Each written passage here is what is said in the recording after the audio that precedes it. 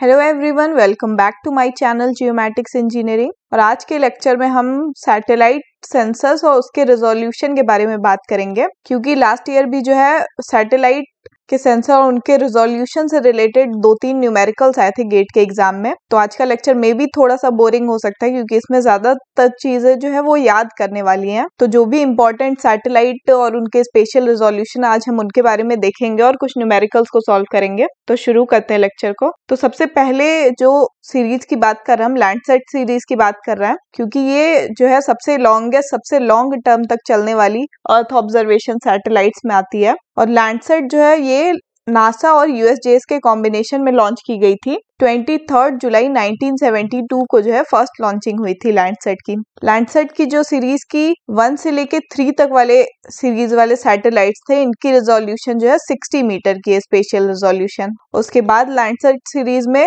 Landsat 4 और Landsat 5 add हुए, जिनकी स्पेशल रेजोल्यूशन 30 मीटर है। और इनमें जो है थर्मल बैंड भी फिर ऐड हुई, और थर्मल बैंड की रेजोल्यूशन 120 मीटर है। इसके बाद लैंडसेट 6 था, लॉन्च हुआ, वो फेल हो गया था, अपने ऑर्बिट को अचीव नहीं कर पाया था। उसके बाद जो उसी के कंटिन्यूसी में लैंडसेट की 7, 8 और 9 लॉन्च की गई थी, जिसमें से लैंडसेट 7, 8, 9 तीनों ये अर्थ ऑब्जर्वेशन सैटेलाइट्स है। पर लैंडसेट 9 को जो और भी इम्प्रूवमेंट के साथ लॉन्च किया गया, या साथ ही साथ नेचुरल रिसोर्सेस का यूज कैसे हो रहा है अर्थ सरफेस पे, उसके बारे में भी स्टडी करेगा। तो इन तीनों सैटेलाइट्स की भी जो स्पेशल रेजोल्यूशन है वो 30 मीटर है। इनके जो पैनक्रोमैटिक बैंड की रेजोल्यूशन है वो 15 मीटर है, और थर्मल बैंड की रेजोल्यूशन 100 मीटर है। इसके बाद जो अगली सीरीज है वो है सेंटिनल की सीरीज। तो सेंटिनल जो है ईएसए यूरोपियन स्पेस एजेंसी के द्वारा लॉन्च की गई थी, और पहली बार ये 3 अप्रैल 2014 में लॉन्च की गई थी। तो सेंटिनल सीरीज की जो सेंटिनल 1A है ये एक माइक्रोवेव डेटा है, और 2A जो है ये ऑप्टिकल सेंसर है। तो पहले हम 2A के बारे में बात करते हैं। तो सेंटिनल 2 का जो रेजोल्यूशन है वो हमें 10 मीटर पे अवेलेबल होता है वर्क करने के लिए, जिससे हम नॉर्मल जो है अपनी एफसीसी बैंड क्रिएट कर सकते हैं। वो 10 मीटर स्पेशल रेजोल्यूशन की होती है। बाकी इसके अंदर जो अदर बैंड्स हैं वो 20 और 60 मीटर के स्पेशल रेजोल्यूशंस में भी अवेलेबल हैं। सेंटिनल 2 का जो रीविजिट टाइम है वो 5 डेज का होता है। और इसके साथ ही जो है ईएसए के द्वारा एक और सैटेलाइट जो प्लैनेट स्कोप है ये भी लॉन्च की गई है, जिसके अंदर 200 सैटेलाइट्स का कॉन्स्टेलेशन है, क्योंकि ये डेली लेवल पे जो है 3 मीटर रेजोल्यूशन के प्रोडक्ट्स प्रोवाइड कराती है। और इसके अंदर जो बैंड्स है वो बस रेड, ग्रीन, ब्लू और नियर इंफ्रारेड अवेलेबल है। और ईएसए की ही जो सेंटिनल 1A है ये एक माइक्रोवेव डेटा है, जैसा कि अभी हमने बात की। और ये जो है सी बैंड में डेटा प्रोवाइड कराता है डुअल पोलराइजेशन में।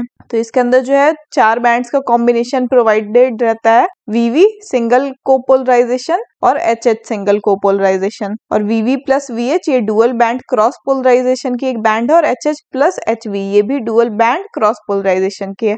तो हमें जो फ्रीली अवेलेबल होती है वो 10 मीटर पे अवेलेबल होती है, वीवी और वीएच बैंड। इसके बाद जो अगली इंपॉर्टेंट सैटेलाइट है वो है एसआरटीएम, जिसका फुल फॉर्म है सटल रडार टोपोग्राफिक मिशन। ये भी नासा के द्वारा लॉन्च की गई थी, और साथ में नेशनल जियोस्पेशियल इंटेलिजेंस एजेंसी भी इसमें इंक्लूडेड थी। ये पहली बार 1994 में लॉन्च की गई थी। इसे नासा एसआरटीएम डेम के नाम से भी जानते हैं। और ये जो है पूरे अर्थ सरफेस पे डिजिटल एलिवेशन मॉडल का डेटा प्रोवाइड कराती है, जिसमें हॉरिजॉन्टल डाटम जो है वो WGS84 कंसिडर्ड किया गया, और वर्टिकल डाटम EGM 96। और इसकी स्पेशल रेजोल्यूशन जो है 1 आर्क सेकेंड ग्लोबल कवरेज के लिए लगभग 30 मीटर, और 3 आर्क सेकेंड ग्लोबल कवरेज पे लगभग 90 मीटर पे अवेलेबल है। इसके बाद कुछ कमर्शियल सैटेलाइट्स भी अवेलेबल हैं, जो कि हाई रेजोल्यूशन के डेटा प्रोवाइड्स कराते हैं अर्थ ऑब्जर्वेशन के लिए। तो जिनमें जो सबसे पहला डेटा है वो आइकोनॉस है। ये एक कमर्शियल अर्थ ऑब्जर्वेशन सैटेलाइट है, जो कि हाई रेजोल्यूशन इमेजरी 1 से लेके 4 मीटर रेजोल्यूशन तक की प्रोवाइड कराता है, मल्टी स्पेक्ट्रल में और पैनक्रोमैटिक बैंड्स में। ये जो यूएसए के द्वारा लॉन्च किया गया है, और जो इसके कॉन्ट्रैक्टर थे पहले वो लॉकहीड मार्टिन स्पेस सिस्टम्स थे। और ये पहली बार जो है 27 अप्रैल 1999 में लॉन्च किया गया था। और इसकी जो इमेजेस थी, इसके ऑपरेटर थे डिजिटल ग्लोब, जो कि अभी जियो आई के नाम से जाना जाता है, और स्पेस इमेजिंग। ये डिजिटल ग्लोब, जीआई, ये जितने भी हाई रिजोल्यूशन के अर्थ ऑब्जर्वेशन इमेजरी, ये ज्यादातर गूगल मैप्स में जो आपको सैटेलाइट्स दिखते हैं या गूगल अर्थ इंजन में जो दिखते हैं, गूगल अर्थ में जो बैकग्राउंड में दिखता है, उन सब के लिए इन हाई रिजोल्यूशन इमेजरीज का इस्तेमाल होता है। ये आइकोनॉस की सीरीज जो है, पहली सीरीज थी आइकोनॉस की, ये करेंटली इनएक्टिव है। इसी के रेफरेंस में जो है बाद में और भी लॉन्च की गई थी। आइकोनॉस 1999 में आई थी, इसके कंटिन्यूसी में क्विक बर्ड आई थी 2001 में, उसके बाद वर्ल्ड व्यू 1 आई थी 2007 में, फिर जियो आई 1 2008 में आई थी, और वर्ल्ड व्यू 2 जो है 2009 में आई थी। उसके बाद करेंटली जो अभी है वो वर्ल्ड व्यू 3 है। और अब ये सैटेलाइट्स जो डिजिटल ग्लोब नाम की आईटी कंपनी, इसके द्वारा ओन की जाती है। वर्ल्ड व्यू 3 जो है ये 13 अगस्त 2014 में लॉन्च हुआ था, और ये वर्ल्ड व्यू 3 सैटेलाइट्स जो है 30 सेंटीमीटर पैनक्रोमैटिक रेजोल्यूशन प्रोवाइड कराता है, और 1.24 metre multi spectral resolution provide कराता है। और अदर बैंड्स में जैसे कि SWIR में 3.7 मीटर की, CAVIS में 30 मीटर की रेजोल्यूशन प्रोवाइड कराता है। इनका जो रिविजिट टाइम होता है वो 1 डे से भी लेस का रिविजिट टाइम होता है। और वर्ल्ड व्यू 3 के जो मैन्युफैक्चरर थी ये बॉल एरोस्पेस एंड टेक्नोलॉजीज थी। इसके बाद जो अगली इंपॉर्टेंट सैटेलाइट है ये है EO1 हाइपीरियन, जो कि एक हाइपरस्पेक्ट्रल डेटा आप सबको पता है, जिसमें 255 तक अवेलेबल होती है बैंड्स। तो यहाँ EO1 हाइपीरियन में जो है 220 यूनिक स्पेक्ट्रल बैंड्स हैं, जो कि 0.357 to 2.576 micrometre with 10 nm nanometre bandwidth के चैनल में रेंज करती है। हाइपीरियन डेटा हाइपरस्पेक्ट्रल डेटा में होता क्या है बेसिकली, जैसे कि ये विजिबल नियर इंफ्रारेड बैंड है, तो हमें नॉर्मल ऑप्टिकल डेटा में तो एक बैंड दिखती है, पर हाइपरस्पेक्ट्रल में इसी को और भी पार्ट्स में बांट दिया जाता है। जैसे कि यहाँ पे बैंड 8 से 57 तक जो है विजिबल NIR बैंड ही अवेलेबल है। SWIR जो है 77 से 224 तक SWIR बैंड्स के ही मल्टीपल पार्ट्स है, मतलब इसमें आपको नैरो इंफॉर्मेशन मिलती है। और ये डेटा जो है ये 30 मीटर पे अवेलेबल है। और EO1 सैटेलाइट जो है ये 21 नवंबर 2000 में लॉन्च हुई थी। और इस डेटा को अगर आपको यूज करना है तो हाइपरस्पेक्ट्रल डेटा यूज करने के लिए NVE सॉफ्टवेयर है, जिसका यूज होता है हाइपरस्पेक्ट्रल डेटा को प्रोसेस और हैंडल करने के लिए। इस डेटा को यूज करने के लिए जो इसके डिजिटल नंबर्स को VNIR बैंड्स की जो है इनको 40 से डिवाइड करना पड़ता है, क्योंकि एक स्केलिंग फैक्टर डिफाइंड है, और SWIR बैंड्स को 80 से डिवाइड करना होता है। उसके बाद फर्दर इसकी प्रोसेसिंग करके इस डेटा को यूज किया जाता है। तो इसकी स्पेशल रिजोल्यूशन जो है 30 मीटर है। इसके बाद अगला जो डेटा है वो है एस्टर, जिसका फुल फॉर्म होता है advance spaceborne thermal emission and reflection radiometer. ये भी एक डिजिटल एलिवेशन मॉडल प्रोवाइड कराता है, जो कि Ministry of Economy, Trade and Industry of Japan और United State National Aeronautics and Space Administration, मतलब कि नासा, मेटी और नासा के जॉइंटली प्रोग्राम में जो है एस्टर को लॉन्च किया गया था, जो कि ग्लोबल डेम प्रोवाइड कराता था। तो ये पहली बार जो है जून 2009 में लॉन्च किया गया था, और उसी के अपग्रेडेशन में फिर इसके वर्जन 1 था ये एस्टर GDEM का, वर्जन 2 और 3 भी आए और भी इम्प्रूवमेंट के साथ। तो इसमें जो 2 स्टीरियो पेयर की इमेजेस का यूज होता है एलिवेशन मॉडल को प्रेजेंट करने के लिए। तो GDEM का जो वर्जन 3 है इसकी रेजोल्यूशन 30 मीटर है, पोस्टिंग के लिए एंड 1:1 डिग्री टाइल्स अवेलेबल हैं ग्लोबल लेवल पे। और अभी रिसेंटली जो है एस्टर प्रोग्राम में जो वाटर बॉडी डेटा सेट भी लॉन्च किया गया अगस्त 5, 2019 में, जो कि अर्थ सरफेस पे कहीं पे भी ओशियन से लेके कहीं पे भी कोई रिवर, लेक रिप्रेजेंट है, उसका डेटा, जितना भी वाटर बॉडी का डेटा है वो प्रोवाइड होता है इसमें। इसके बाद जो अगली इंपॉर्टेंट सैटेलाइट सीरीज है ये है रिसोर्सेट 1 की, जो कि इसरो के द्वारा लॉन्च की गई थी 17 अक्टूबर 2003 में। और इसी के फॉलोअप में फिर रिसोर्सेट 2 जो है अप्रैल 20, 2011 में लॉन्च की गई थी। इसके अंदर जो सेंसर्स हैं वो LIS-4 के हैं, LIS-3 के हैं और एविप्स के हैं। तो LIS-4 जो है ये 5.8 मीटर पे के रेजोल्यूशन पे अवेलेबल है, और LIS-3 के स्पेशल रेजोल्यूशन जो है 23.5 मीटर है, और एविप्स की जो रेजोल्यूशन है 56 मीटर है। तो LIS-3 और एविप्स जो है ये USGS अर्थ एक्सप्लोरर पे डाउनलोड के लिए अवेलेबल है। तो अभी तक हमने कितनी सैटेलाइट्स के बारे में पढ़ ली, उसके स्पेशल रेजोल्यूशन के बारे में बात करते हैं। तो पहला हमने लैंडसेट के बारे में पढ़ा, जो कि लैंडसेट 1 से जो 3 तक का है, 1 से 3 तक का है, ये 60 मीटर की स्पेशल रेजोल्यूशन का है, और जो 4, 5 है ये आपके 30 मीटर के हैं। 6 तो फेल हो गया था और 7, 8, 9 जो है ये भी 30 मीटर के हैं। इनके पैनक्रोमैटिक के रिजोल्यूशन इसके आधा कर देंगे 30 की 15। कहीं भी पैनक्रोमैटिक की रिजोल्यूशन अगर आपको आए तो मोस्ट ऑफ द केसेस में जो है जो आपकी मल्टी स्पेक्ट्रल की रिजोल्यूशन है उसका आधा, और थर्मल की जो रिजोल्यूशन है वो 100 मीटर की है। तो ये तो लैंडसेट हो गया। और सेंटिनल की बात आए, अगर सेंटिनल 1A 2A तो जो हम यूज करते हैं नॉर्मली वो सब जो है 10 मीटर पे, 1A भी और 2A भी दोनों ही जो है 10 मीटर पे अवेलेबल है। ठीक है, इसके बाद अगला डेटा हमने क्या पढ़ा था, इसके बाद हमने SRTM डेम के बारे में पढ़ा था, जो कि 1 आर्क सेकेंड 30 मीटर और 90 मीटर दोनों पे ही अवेलेबल है ग्लोबल लेवल पे। इसके बाद हमने जो EO1 अर्थ ऑब्जर्वेशन 1 की जो हाइपीरियन हाइपर स्पेक्ट्रल सैटेलाइट है इसकी रिजोल्यूशन हमने क्या पढ़ी, 30 मीटर। के बाद हमने एस्टरडेम के बारे में पढ़ा था, तो एस्टरडेम की जो स्पेशल रिजोल्यूशन है वो भी 30 मीटर है। उसके बाद इसरो की जो हमने सैटेलाइट्स के बारे में पढ़ा था, LIS-3 जो फ्रीली अवेलेबल है ये 23.5 मीटर पे है, और जो एविप्स है ये आपकी 56 मीटर पे है। तो LIS-2 जो है वो 5.8 मीटर पे जो है डेटा अवेलेबल है। तो ये सारे जो है स्पेशल रिजोल्यूशंस है, इनसे रिलेटेड क्वेश्चंस आ जाते हैं काफी बार। तो अगर आपको याद होगा जो इम्पोर्टेंट सैटेलाइट और उनके सेंसर्स के स्पेशल रिजोल्यूशंस है तो आप उन क्वेश्चंस को इजीली सॉल्व कर सकते हैं। जैसा कि लास्ट ईयर कुछ क्वेश्चंस आए थे उनके बारे में बात करते हैं। जैसे कि एक क्वेश्चन आया था कि number of cells required to cover an area of 9 square kilometre of ASTER GDEM are. तो कोई एरिया है 9 स्क्वायर किलोमीटर का, उसको आपको जो है एस्टरडेम से कवर करना है। तो उसके लिए जो है कितने सेल्स की रिक्वायरमेंट होगी। तो ये 9 स्क्वायर किलोमीटर का आपका एरिया है, इसको आपको एस्टरडेम से कवर करना है। तो एस्टरडेम की अभी हमने स्पेशल रिजोल्यूशन क्या पढ़ी थी, 30 मीटर है स्पेशल रिजोल्यूशन। उसके बाद हमारा ये जो एरिया है 9 स्क्वायर किलोमीटर का, ये स्क्वायर किलोमीटर में है और हमारा जो सेंसर है वो मीटर में। तो पहले तो इसको कन्वर्ट कर लेते हैं, ये जो एरिया कवर करना है इसको स्क्वायर मीटर में, तो 9 × 10⁶ कर दिया। अब आपको पता करना है नंबर ऑफ सेल्स कितने चाहिए होंगे। तो जब भी ऐसा नंबर ऑफ सेल्स कैलकुलेट करने को आए तो आपको क्या करना है, सिंपली डिवीजन करना है। किसका किसका, तो ऊपर में जो रहेगा ये जिस एरिया को आपको कवर करना है, तो हमें किसको कवर करना है, 9 स्क्वायर किलोमीटर को कवर करना है। तो 9 स्क्वायर किलोमीटर है, इसको हमने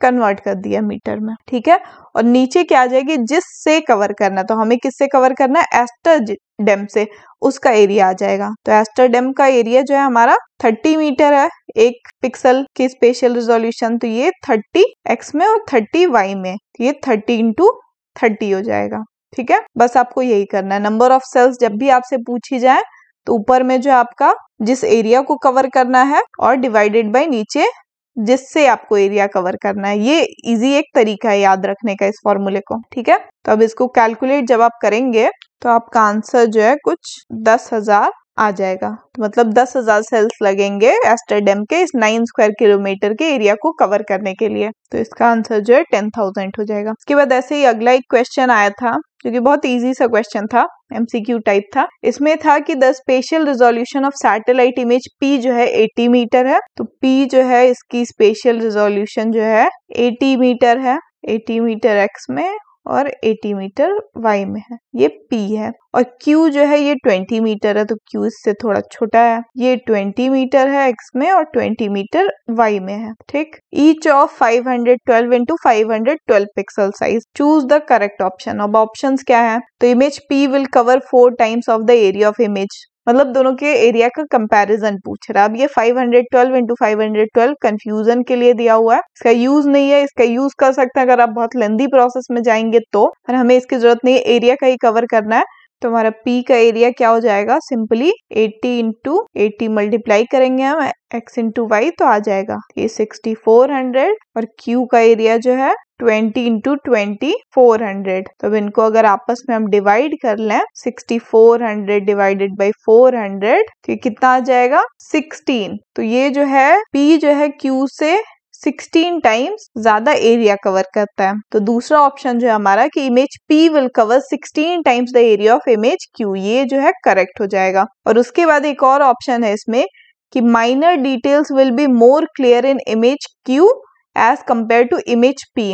तो ये भी सही होगा। क्यों? क्योंकि जो Q है इसकी स्पेशियल रिजोल्यूशन जो है हाई है, 20 मीटर के पिक्सल्स हैं, तो ज्यादा क्लैरिटी होगी इमेज में, और 80 मीटर वाले में कम क्लैरिटी होगी। तो ये B और C जो है ये दोनों ही आपके करेक्ट ऑप्शन होंगे। इसके बाद एक और क्वेश्चन आया हुआ था स्पेशल रिजोल्यूशन से रिलेटेड, जिसमें साथ में टोपोग्राफिक मैप का भी जिक्र किया गया था। तो इससे जो रिलेटेड हमने एक अलग ही लेक्चर में कवर किया, सारे मैप्स कितने टाइप के होते हैं, उनके स्केल क्या है, कितने डिग्री इंटरवल पे डिवाइडेड है। तो उसका एक क्विक रिवीजन यहाँ पे करते हैं हम। तो यहाँ पे हम एक क्विक रिवीजन करते हैं जिसमें आपको याद रखना है ये जो सबसे ऊपर ये जो 3 पॉइंट्स हैं कि डिस्टेंस पर डिग्री, एक डिग्री में जो डिस्टेंस होता है वो 111 किलोमीटर होता है। डिस्टेंस पर मिनट जो है 1.85 किलोमीटर होता है, और डिस्टेंस पर सेकेंड जो है ये 30.83 मीटर होता है। अब कितने टाइप के मैप्स होते हैं, तो यहाँ पे अलग अलग स्केल पे क्या क्या मैप डिवीजन सेक्शंस है ये आपको याद होना चाहिए। जो इस स्लाइड में ये जितने दिख रहे हैं टर्म्स, ये मैंने एक समरी बना दी है, जो मैंने इसको डिस्क्राइब भी किया हुआ है अलग एक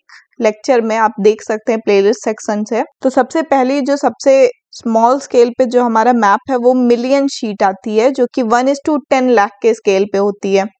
और इसमें जो डिवीजन होते हैं मैप पे वो 4 डिग्री लैटिट्यूड और 4 डिग्री लॉन्गिट्यूड होते हैं। इसमें जो नंबर ऑफ डिवीजन है वो 136 डिवीजन है। ये जो बता रहे हैं ये हम सर्वे ऑफ इंडिया के अकॉर्डिंग है ये सारे मैप शीट्स, और ये 136 डिवीजन्स भी जो है ये इंडिया और उसके सराउंडिंग में कुछ एरिया उनका डिवीजन है। ये 4 डिग्री लैटिट्यूड और 4 डिग्री लॉन्गिट्यूड पे, जो कि 1:10 लाख के स्केल पे मिलियन शीट्स प्रोवाइडेड है। 136 डिवीजन किया गया इस मैप को ग्रिड्स में, और सबको एक नंबर दिया गया है। जहां जहां लैंड पार्ट है, ओशियन वाले पार्ट नहीं, जिसमें भी लैंड पार्ट आ रहा है उसको एक एक नंबर दिया गया 1 से लेके 136 तक। उसके बाद इसी को जो है और पार्ट्स में बांटा गया जिनको डिग्री शीट बोला जाता है, और इसकी जो स्केल है वो 1:2,50,000 है। और इसके जो मैप डिवीजन है वो 1 degree latitude into 1 degree longitude है। ठीक, इसमें जो है ये 136 वाले पार्ट में से कोई एक पार्ट बाहर कर लेते हैं, और इस वाले पार्ट को जो है 16 पार्ट्स में फर्दर बांटा गया है, जिसकी नेमिंग जो है ए से लेके पी तक, ABCD वाला अल्फाबेट जो है ए से लेके पी तक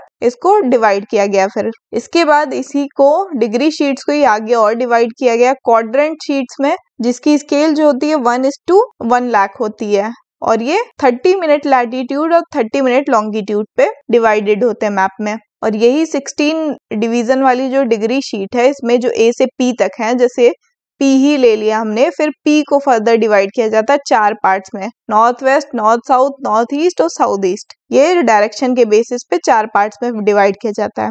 उसके बाद अगला जो है फिर 15 मिनट शीट्स आ जाती हैं, जो कि क्वाड्रेंट शीट से फर्दर डिवाइड होती है, और इसकी स्केल जो है 1:50,000 होती है, जो कि 50 मिनट लैटिट्यूड और 50 मिनट लॉन्गिट्यूड पे बटी होती है मैप में। ठीक, इसमें जो है क्या होता है कि ये जो पी वाला है इसको हमने 4 पार्ट में बांट दिया। ठीक, अब इस 4 पार्ट में से एक पार्ट जो है इसको फिर से डिवाइड किया है 16 पार्ट में, 1 से लेके 16 तक। तो ये 16 पार्ट्स वाले जो है ये 15 मिनट शीट्स हो गई हैं। उसके बाद 1:50,000 स्केल को और ज्यादा सिंप्लीफाई किया गया, और 1:25,000 पे भी मैप बनाया सर्वे ऑफ इंडिया ने, जो कि 7 मिनट और 30 सेकेंड लैटिट्यूड और 7 मिनट 30 सेकेंड लॉन्गिट्यूड पे जो है इमेज में बटे होते हैं।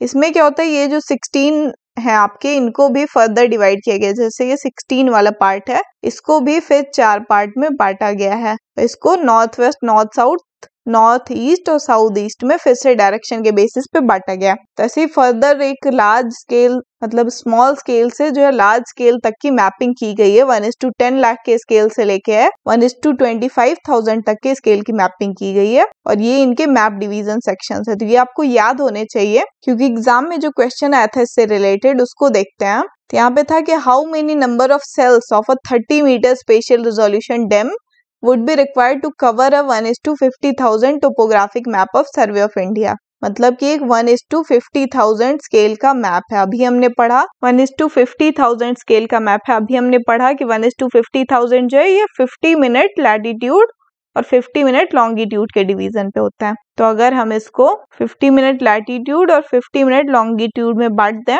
और हमें पता है कि 1 मिनट का जो होता है किलोमीटर में क्या होता है, पर मिनट का 1.85 किलोमीटर। यहाँ इसने दे भी रखा है क्वेश्चन में रेफरेंस। तो 15 मिनट को पहले हम जो है 1.85 से मल्टीप्लाई करके इसको किलोमीटर में कन्वर्ट कर लेते हैं। ठीक, अब इसके बाद हमें क्या पता करना है कि 30 मीटर का एक डैम है। देखिए अभी हमने जैसे लास्ट क्वेश्चन सॉल्व किया था सेम वैसा ही है, बस थोड़ा सा इसको घुमा दिया गया क्वेश्चन को। 30 मीटर के डैम से हमें कवर करना है एरिया को, तो उसके लिए जो है कितने नंबर ऑफ सेल्स चाहिए होंगे, तो सेम वही फॉर्मूला आएगा। हमें नंबर ऑफ सेल्स कितने चाहिए, उसके लिए आपको किस एरिया को कवर करना है, तो हमें कवर करना है ये 1:50,000 वाले टोपोग्राफिक मैप को, जिसको हमने कन्वर्ट करके लिखना है। तो पहले तो ये किलोमीटर में आ गया 15 minute into 1.85 into 15 minute into 1.85। ठीक है, अभी ये किलोमीटर में है तो आपको फिर से इसको किलोमीटर से मीटर में कन्वर्ट करना है।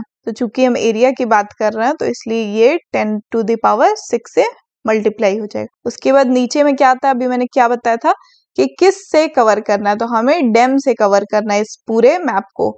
तो डैम जो है ये 30 मीटर के रिजोल्यूशन का है, तो इसका एरिया तो 30 मीटर इंटू 30 मीटर। ठीक है, अब इसको जब आप सॉल्व करेंगे तो आपका आंसर जो है 855,625 आ जाएगा। मतलब कि 1:50,000 के मैप को 30 मीटर के डैम से कवर करने के लिए 8,55,625 सेल्स की जरूरत होगी। तो सेम ही फॉर्मूला, नंबर ऑफ सेल्स जब भी निकालना आपको तो ऊपर में जो एरिया आपको जिस एरिया को कवर करना उसको मीटर में कन्वर्ट करके, स्क्वायर मीटर है ये बेसिकली एरिया की बात कर रहा तो, और नीचे जो है जिससे कवर करना उसका एरिया आ जाएगा। इसको सॉल्व करेंगे आपके नंबर ऑफ सेल्स कैलकुलेट होके आ जाएंगे। तो जब आपको ये बेसिक चीजें जो है, ये टर्म्स जो है याद होंगे दिमाग में, तो क्वेश्चन कैसा भी आ जाए घुमा के, फॉर्मूला आपको पता हो तो आप इजीली जो है ऐसे क्वेश्चन को सॉल्व कर सकते हैं। तो आई होप कि आप सबको इस लेक्चर से अच्छे से समझ में आ गया होगा इन सारे डेटा सेट्स के रिजोल्यूशन के बारे में और रिलेटेड न्यूमेरिकल्स के बारे में भी।